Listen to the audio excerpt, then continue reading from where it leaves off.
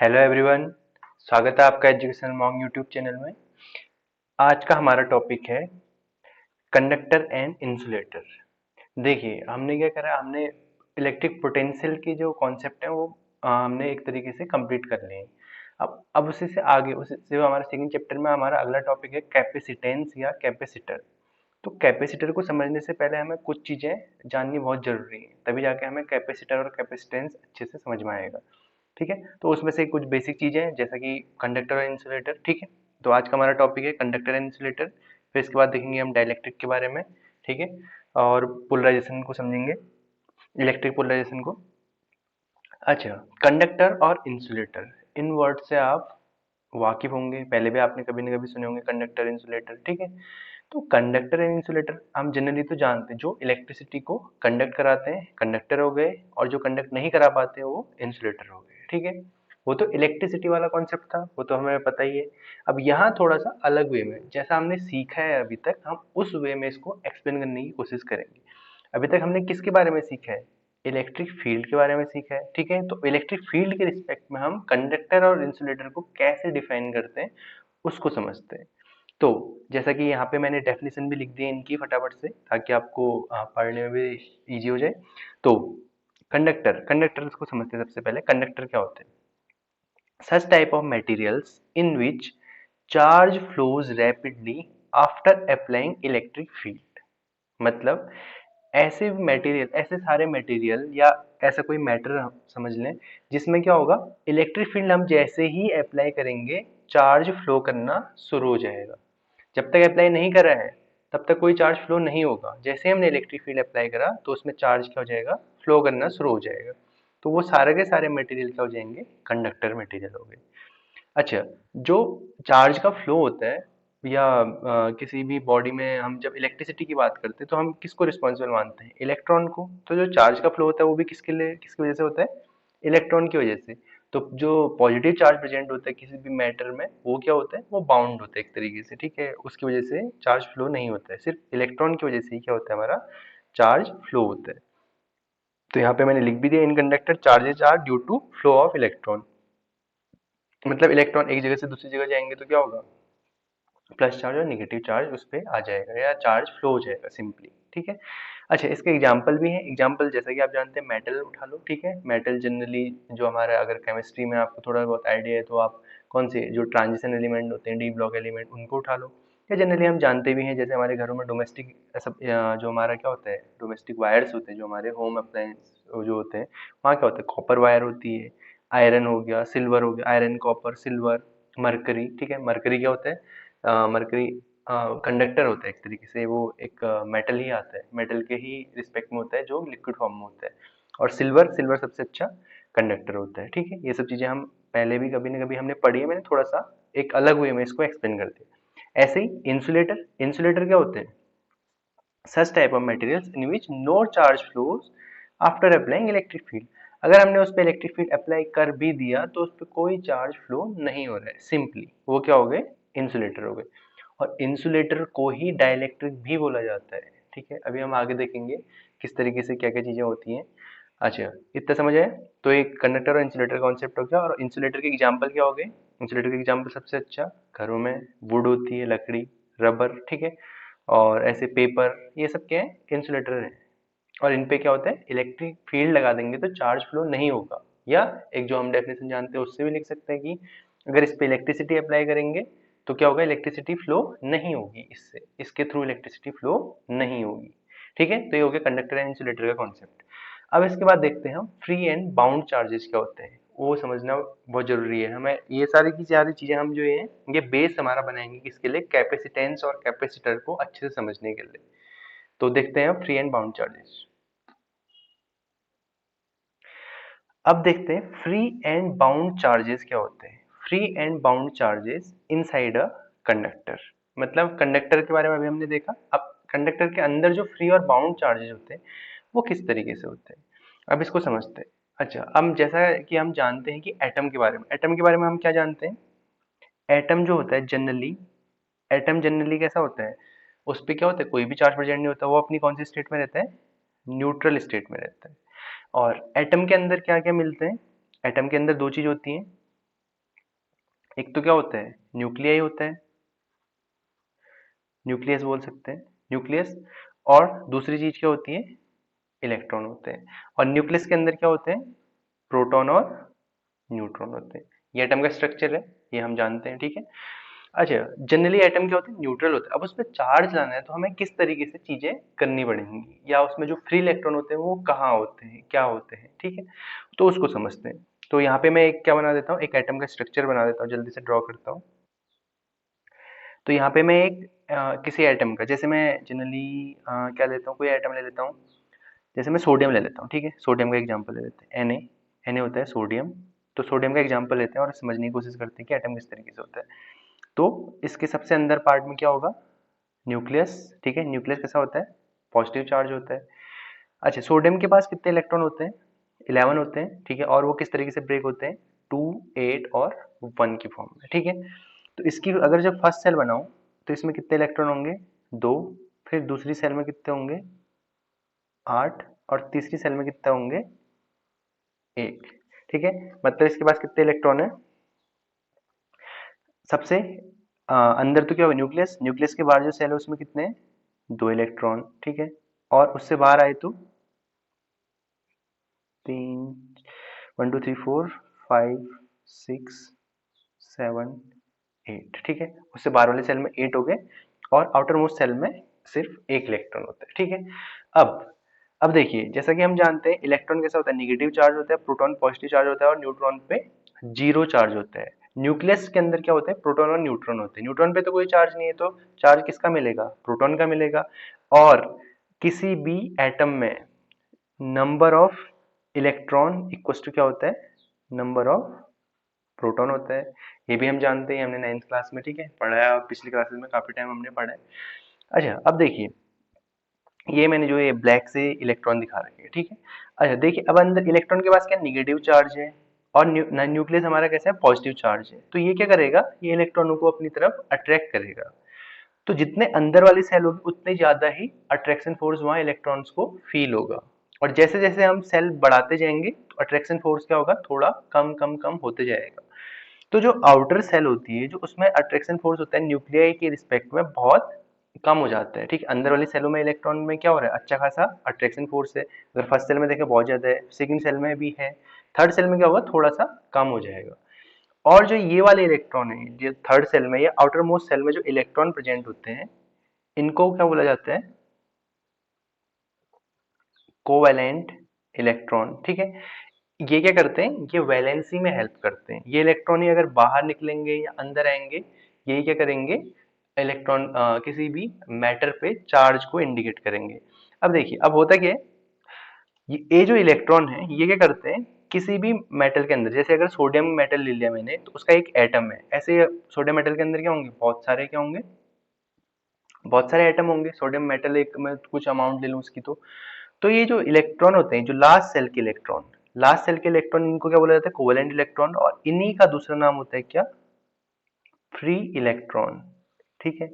इन्हीं का दूसरा नाम क्या होता है, फ्री इलेक्ट्रॉन। क्यों, क्योंकि ये क्या करते हैं, ये किसी भी मैटर के अंदर क्या होते हैं, फ्रीली मूव कर सकते हैं, ठीक है। देखिए, आउटर मोस्ट सेल में ये बाहर भी जा सकता है, और बाहर जाएगा, जनरली एक है तो बाहर ही जाएगा, क्योंकि इसे ऑक्टेट कंप्लीट करना है, ठीक है। अभी केस कौन सा पढ़ रहा हूं मैं, कंडक्टर का केस देख रहे हैं हम, ठीक है। इंसुलेटर के केस में क्या होता है, आउटर मोस्ट सेल भी पूरी तरह फिल्ड होती है, मतलब आउटर मोस्ट सेल में भी 8 इलेक्ट्रॉन होंगे। तो उसको ना लेने की जरूरत है ना देने की जरूरत है, ठीक है। इलेक्ट्रॉन लेना देना किसका होता है, जिसके पास अपनी वैलेंसी कंप्लीट नहीं होती है, ठीक है। इसके बाद ये कितने ले सकते हैं, इस सेल में 8 ले सकते हैं, इसके पास एक ही है, या तो ये 7 ले या एक दे दे, ठीक है, इस तरीके से। तो ये इलेक्ट्रॉन क्या करते हैं, हमारे मेटल के अंदर या जो हमारा जो भी सब्सटेंस है उसके अंदर फ्रीली मूव कर सकते हैं, इसलिए इनको क्या बोला जाता है, फ्री इलेक्ट्रॉन बोला जाता है। फिर दूसरी चीज आती है बाउंड चार्ज, फिर उसको समझते हैं। तो फ्री इलेक्ट्रॉन की एक छोटी सी मैं यहाँ पे डेफिनेशन भी लिख लेता हूँ फटाफट से। तो जैसा कि मैंने यहाँ पे डेफिनेशन लिख भी दी है, present in the electrons present in the outermost shell of any atom which can freely move inside any matter are called free electron। मतलब ये क्या कर सकते हैं, फ्रीली मूव कर सकते हैं। अब फ्री इलेक्ट्रॉन से चार्ज भी आया है, फ्री चार्ज भी बोल सकते हैं इसी को, ठीक है। इलेक्ट्रॉन क्या है, एक चार्ज है, इलेक्ट्रॉन के पास चार्ज होता है, तो इसे फ्री चार्ज भी बोल सकते हैं या फ्री इलेक्ट्रॉन भी बोल सकते हैं, ठीक है। तो फ्री इलेक्ट्रॉन का कॉन्सेप्ट समझ में आया। जो आउटर मोस्ट सेल के जो इलेक्ट्रॉन होंगे वो क्या होंगे, फ्री इलेक्ट्रॉन है, क्योंकि वो क्या कर सकते हैं, जो भी हमारा मैटर है उसके अंदर क्या कर सकते हैं, फ्रीली मूव कर सकते हैं। अच्छा, अब बाउंड चार्जेस क्या होते हैं। अब बाउंड चार्जेस को समझने के लिए मैं एक डायग्राम बनाता हूँ, ठीक है, तो उससे समझने की कोशिश करते हैं। अब ये कोई मैंने एक मेटल स्लैब बना दी है, ठीक है। मेटल स्लैब में क्या होगा, अगर ये इलेक्ट्रॉन देखिए, अगर ये इलेक्ट्रॉन यहाँ से बाहर निकल गया, इलेक्ट्रॉन बाहर निकल गया तो यहाँ पे क्या रह जाएगा, पॉजिटिव चार्ज रह जाएगा, ठीक है। अगर इलेक्ट्रॉन को डोनेट किया जाएगा, इलेक्ट्रॉन डोनेट होगा तो पॉजिटिव चार्ज आएगा, और इलेक्ट्रॉन अगर एक्सेप्ट होगा तो कैसा आएगा, निगेटिव चार्ज आएगा। सारा का सारा चार्ज इलेक्ट्रॉन के ही वजह से होता है, ठीक है। तो ये कॉन्सेप्ट होता है। अब देखिए, अगर ये इलेक्ट्रॉन बाहर गया तो इसकी जगह पे क्या हो गया, एक पॉजिटिव चार्ज आ गया होगा, ठीक है। तो मैं एक इस तरीके से बना देता हूँ, तो क्या होगा, एक पॉजिटिव चार्ज आया होगा, ठीक है। पॉजिटिव चार्ज किसकी वजह से आया होगा, इलेक्ट्रॉन के बाहर जाने की वजह से, ठीक है। तो जैसे मैंने एक क्या बना दिया, एक कोई मैंने ये मेटल स्लैब बना दी, ठीक है। जनरली हम कंडक्टर का केस पढ़े तो मेटल का हम एग्जांपल ले सकते हैं। तो इसमें क्या होंगे, ये तो क्या है हमारे, जब इलेक्ट्रॉन निकले होंगे तो क्या होंगे, ऐसे पॉजिटिव चार्ज आ गए होंगे, और साथ में क्या होंगे, कुछ फ्री इलेक्ट्रॉन भी तो प्रेजेंट होंगे। तो मैंने यहाँ पे क्या बना दिया, ऐसे ही डॉट से, ब्लू डॉट से क्या बना दिया, फ्री इलेक्ट्रॉन को रिप्रेजेंट कर दिया। मतलब जो ये पॉजिटिव चार्ज है ये क्या होता है, ये इसके ही अंदर रहेगा, ये इससे बाहर नहीं निकल सकता। तो जो ये पॉजिटिव चार्ज इसके अंदर हमें मिला, तो ये क्या हो गया हमारा, इसी को क्या बोलते हैं, क्या, बाउंड चार्ज, ठीक है। इसी को क्या बोलते हैं, बाउंड चार्ज। मतलब अगर किसी कंडक्टर के अंदर हम बाउंड चार्ज की बात करेंगे तो सिंपल हम क्या बोल सकते हैं, जो उसके अंदर पॉजिटिव चार्ज प्रेजेंट है। और पॉजिटिव चार्ज कैसे आया है, जब इलेक्ट्रॉन वहां से बाहर निकल गया तो क्या आ गया, उसकी जगह पे पॉजिटिव चार्ज आ गया, और ये पॉजिटिव चार्ज उससे बाहर नहीं जा सकता, ये उसके अंदर एक जगह पे फिक्स हो जाएगा। तो एक जगह पे जनरली अगर एक इलेक्ट्रॉन गया तो एक जगह पे आ गया, ठीक है। फिर इलेक्ट्रॉन जैसे जैसे जाएंगे उसके अकॉर्डिंग क्या होता है, पॉजिटिव चार्ज यहाँ इसके अंदर बनता रहेगा। तो ये क्या हो गए हमारे बाउंड चार्ज। तो बाउंड चार्ज क्या हो गए, जब किसी मेटल के अंदर या किसी कोई भी सब्सटेंस ले सकते हैं, जनरली मेटल लेते हैं तो उसके अंदर जो पॉजिटिव चार्ज होते हैं वो क्या होते हैं, बाउंड चार्ज की तरह बिहेव करते हैं, ये हम समझ सकते हैं, ठीक है। Removal of any electron, positive charge, positive charges occur inside the substance,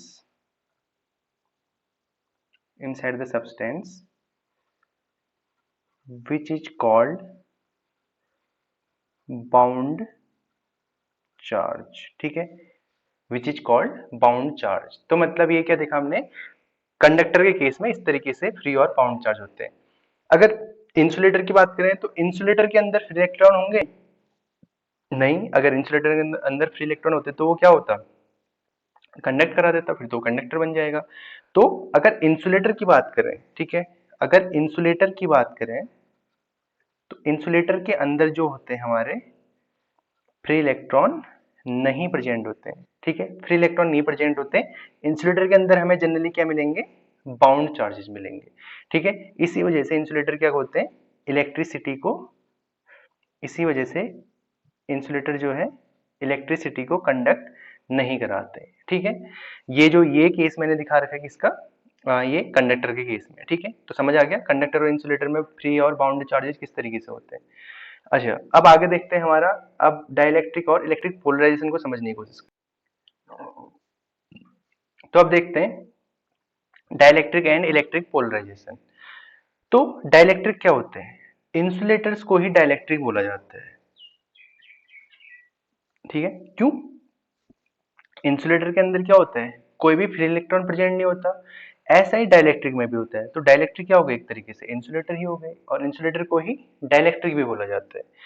अब देखिए होता क्या है, अगर हम किसी कंडक्टर को अगर क्या करें, इलेक्ट्रिक फील्ड में रखें, अगर किसी कंडक्टर को इलेक्ट्रिक फील्ड में रखें तो उसके अंदर जो भी पॉजिटिव और निगेटिव चार्ज है उसके थ्रू जो इलेक्ट्रिक फील्ड जनरेट होता है वो क्या करता है, एक दूसरे के इक्वल और अपोजिट हो जाता है।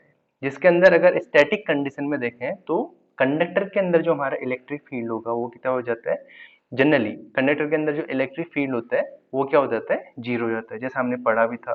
ठीक है, मैं एक डायग्राम से थोड़ा सा समझाने की कोशिश करता हूँ कि कंडक्टर में क्या होता है और इंसुलेटर में किस तरीके से होता है। ठीक है, मैंने यहाँ पे एक कंडक्टर स्लैब और एक इंसुलेटर स्लैब रख दी है। अब मैं क्या कर रहा हूँ, इसमें इलेक्ट्रिक फील्ड अप्लाई करते हुए भी दिखा देते हैं। ठीक है, कि इस तरीके से क्या हो रहा है, इस डायरेक्शन में इलेक्ट्रिक फील्ड जा रहा है। ठीक है, ये इलेक्ट्रिक फील्ड जैसे गया, एक साइड नेगेटिव चार्ज एक साइड पॉजिटिव चार्ज। ठीक है, तो पॉजिटिव चार्ज इलेक्ट्रिक फील्ड की डायरेक्शन में और नेगेटिव चार्ज इलेक्ट्रिक फील्ड की अपोजिट डायरेक्शन में आ गया। ठीक है, तो इसके अंदर भी क्या होगा, एक इलेक्ट्रिक फील्ड जनरेट हो जाएगा। जो ये जो इलेक्ट्रिक फील्ड दिख रहा है ये क्या है, आउटसाइड का या एक्सटर्नल इलेक्ट्रिक फील्ड, ईओ बोल दिया मैंने इसे। आउटसाइड का या एक्सटर्नल इलेक्ट्रिक फील्ड दोनों के लिए एक इनसाइड भी जनरेट होगा। ठीक है, जो क्या करेगा, आउटसाइड वाले का अपोज करेगा, क्योंकि चार्जेस क्या होते हैं, अपने आप को जैसी कंडीशन में वैसे ही रखना चाहते हैं। मैंने बताया था ना, इक्विलिब्रियम में रहना चाहता है हर कोई, अपनी स्टेट छोड़ना नहीं चाहता। तो मैंने इलेक्ट्रिक फील्ड अप्लाई करके क्या कर दिया, इनकी पोजीशन को डिस्प्लेस कर दिया। ये इनिशियली क्या होंगे, एक दूसरे के साथ मतलब पॉजिटिव निगेटिव आपस में मिक्सअप होंगे। अब क्या हो गए, निगेटिव साइड पॉजिटिव साइड, ऐसे इसमें भी निगेटिव साइड पॉजिटिव साइड। तो कंडक्टर के केस में क्या होता है, जितना आउटवर्ड इलेक्ट्रिक फील्ड है उतना ही इनवर्ड इलेक्ट्रिक फील्ड भी हो जाता है। जो इसके इनसाइड होगा उसकी डायरेक्शन होगी ये, और आउटसाइड वाले की डायरेक्शन वो क्या होगी, वो तो इसी डायरेक्शन में है। ठीक है, और अगर इसका मैं नेट इलेक्ट्रिक फील्ड देखूं तो वो क्या आ जाएगा, जीरो आ जाएगा। क्यों, क्योंकि जो इनसाइड और आउटसाइड है वो क्या है, एक दूसरे के इक्वल है। इक्वल है और एक दूसरे के क्या जा रहे हैं, अपोजिट जा रहे हैं, तो क्या आ जाएगा, जीरो आ जाएगा। लेकिन इंसुलेटर के केस में क्या होगा, आउटसाइड वाला ये तो दिख ही रहा है, आउटसाइड वाला तो हमें दिख ही रहा है, इस साइड जा रहा। इनसाइड वाला क्या होगा, ये इस डायरेक्शन में आएगा। और यहाँ जो इलेक्ट्रिक फील्ड होता है वो एक दूसरे के इक्वल नहीं होता। मतलब अगर मैं देखूं, ई इनसाइड प्लस ई आउटसाइड एक दूसरे के अपोजिट तो है, लेकिन इनका जो रिजल्टेंट होगा एक दूसरे के इक्वल नहीं है, तो जीरो नहीं होगा। ठीक है, तो इंसुलेटर के अंदर जो इलेक्ट्रिक फील्ड होता है इंसुलेटर के अंदर वो क्या होता है, जीरो नहीं होता है। ठीक है, अब इसको थोड़ा सा और समझने की कोशिश करते हैं, इसको समझते हैं हम मॉलिक्यूलर मॉलिक्यूलर एक्सप्लेनेशन से, इसको समझने की कोशिश करते हैं।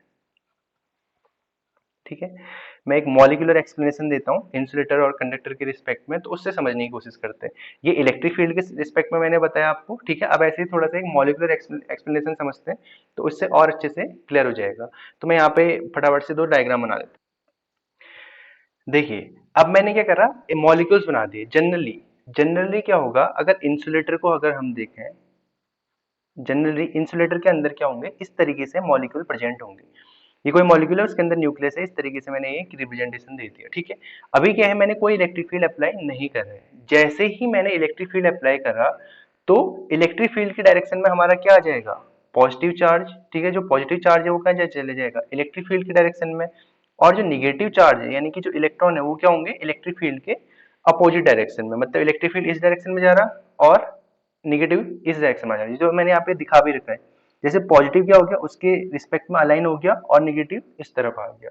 तो मॉलिक्यूलर वे में समझना और इजी हो गया। अब इस तरीके से जो है अलाइनमेंट हो गया, ये पूरी प्रोसेस है, इसी को क्या बोलते हैं, पोलराइजेशन। ठीक है, बहुत ही इजी है। ठीक है, समझ में आया, स्टेप बाय स्टेप मैंने समझाने की कोशिश करी। जो ये इस तरीके से अलाइनमेंट है, एक साइड नेगेटिव एक साइड पॉजिटिव, मतलब क्या बन गया, एक तरीके से पोल क्रिएट हो गया, पॉजिटिव नेगेटिव, ऐसे डायपोल में होता था ना, एक साइड नेगेटिव चले गया एक साइड पॉजिटिव चले गया। तो ये ही क्या है, इलेक्ट्रिक पोलराइजेशन है। ठीक है, समझ आया। तो इंसुलेटर केस में इस तरीके से होगा, और जो हमारा कंडक्टर होगा उस केस में भी यही होगा, लेकिन उसमें मैंने बताया जैसा कि क्या होता है, इनसाइड और आउटसाइड का जो इलेक्ट्रिक फील्ड है वो एक दूसरे को कैंसिल आउट कर देते हैं, और अंदर जो नेट इलेक्ट्रिक फील्ड है वो कितना मिल जाता है, जीरो मिल जाता है। बट इंसुलेटर के अंदर हमें इलेक्ट्रिक फील्ड जीरो नहीं मिलेगा, यानी कि मतलब कुछ ना कुछ इलेक्ट्रिक फील्ड उसके अंदर हमें मिलेगा। तो इलेक्ट्रिक पोलराइजेशन क्या होता है, उसकी मैं यहाँ पे एक डेफिनेशन लिख देता हूँ, तो उससे और अच्छे से क्लियर हो जाएगा। तो इलेक्ट्रिक पोलराइजेशन क्या होता है, the phenomenon in any dielectric, मतलब डाइलेक्ट्रिक के अंदर एक फिनोमेनन, ठीक है, जिसमें क्या होता है, displacement of positive and negative charges by applying electric field is called electric polarization. तो क्या हुआ, नेगेटिव और पॉजिटिव चार्ज एक दूसरे से अलग अलग हो गए, ठीक है। पहले क्या थे, इस तरीके से थे ना, एक ही में हमें पता नहीं चल रहा था कहाँ पॉजिटिव कहाँ नेगेटिव, ठीक है, मिक्सअप थे। फिर क्या हो गए, इलेक्ट्रिक फील्ड जैसे हमने अप्लाई करा तो वो क्या हो गए, एक नेगेटिव एक पॉजिटिव अलग अलग अलाइन हो गए, मतलब इनके बीच में क्या आ गई, कुछ ना कुछ डिस्प्लेसमेंट क्रिएट हो गई। तो ये जो फिनोमिना है, इसी फिनोमिना को क्या बोला जाता है, इलेक्ट्रिक पोलराइजेशन, ठीक है। क्लियर हुआ। तो डाइलेक्ट्रिक और इलेक्ट्रिक पोलराइजेशन मैंने काफी डिटेल में समझाने की कोशिश करी, ठीक है। अगर आपको थोड़ा सा भी कंफ्यूजन है तो इसको एक बार दोबारा से रिपीट करके देख लीजिए, ठीक है। तो इस तरीके से हमने देखा। तो अब आगे इसके बाद हम देखेंगे polar and non polar molecules किस तरीके से आते हैं, ठीक है। उन सब चीजों को हम धीरे धीरे डिस्कस करते हुए चलेंगे और बढ़िया से हम करेंगे चीजें आगे, ठीक है।